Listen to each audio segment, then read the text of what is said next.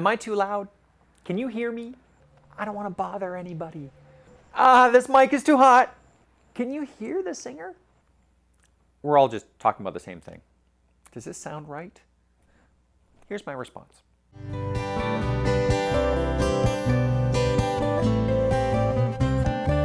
Hey everybody, welcome to Call and Response with Rob Bodie Wolf. That's me. I'm your music coach here with Bad Wolf Music, a community music up here in Portland, Oregon. We've all got to hear each other, and we've all got to be heard. Just remember that. Live music requires a sort of gentle person's agreement that we're all going to play in our shared sandbox nicely. When we start infringing on somebody else's ability to enjoy the experience, then we know we're overstepping. So we want to take time and always make sure we've left enough musical space for our fellow participants around us. I want to be able to hear the person on my left and on my right as well as myself. When we're all playing at the same volume level, no matter whether we're playing an acoustic or an electric instrument, then we're all playing on an even field. We're sharing. But even acoustic instruments, different makes of the same instrument or different styles of playing, that can impact how loud your actual volume is. So adjust so that we're all coming out at the same volume level. If you can't hear the person to one side or the other, you know what? You might be the one who's too loud.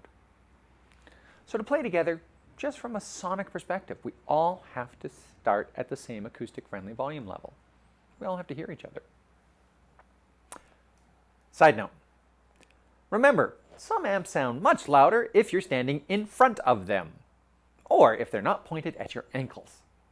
Position your amp appropriately so that you can hear if the volume you're putting out into the room is about the same general volume level as an acoustic guitar sitting next to you. That may involve actually putting your amp up near your ear.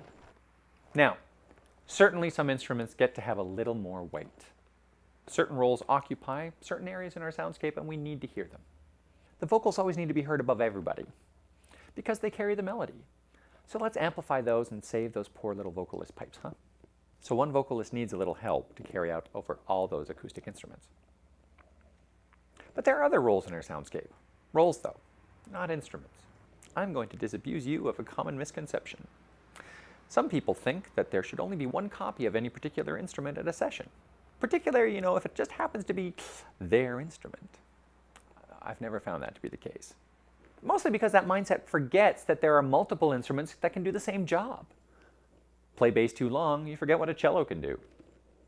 We've had jam sessions with multiple drum kits and percussion stations, jam sessions with 3 active bassists all sharing the musical landscape, and of course anywhere from 20 to 30 guitarists all trying to figure out how to share equally. You can't ask those guys to share more than anybody else, can you? So each instrument is actually a range of instruments, all playing a role. When I talk about the bass, we could have a whole bass section, including a cello and a bass clarinet and some other bass instrument doing lead work. When I refer to drums, I'm really referring to all the percussion going on in the room, which realistically can include hand drums and personal percussion and foot stomping and hand clamping. Hand clamping? Hand clamping. Hand clamping. Clamping. What am I doing? Different roles, different sections of instruments. They get different volume levels to help their role.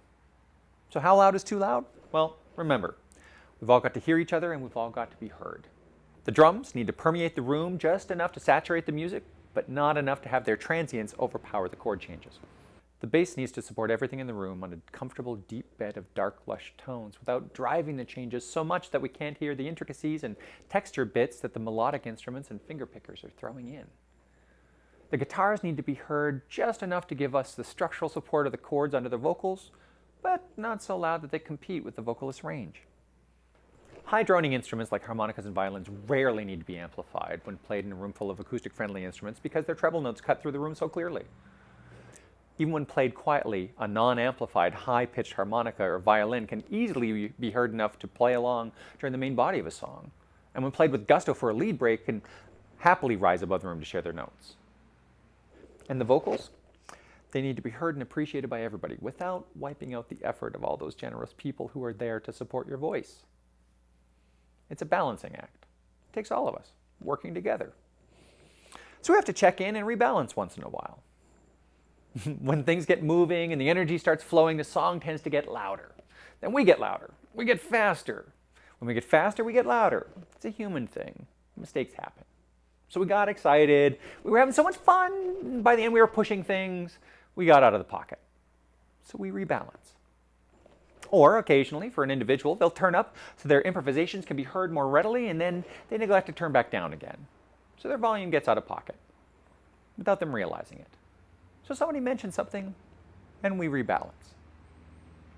As a group, we need to help remind ourselves to rein it in and keep it in the pocket so we can hear what everybody has to offer. So in our musical conversation, part of that conversation will always be about volume. At some point, we're all too loud, we're all too soft. It's just going to happen. So if somebody says something about your volume, that's just par for the course. Just honestly listen to what they're suggesting and adjust your personal blend accordingly. And Bob's your uncle. How loud should I play? Just loud enough that you're blending nicely with the chairs immediately around you.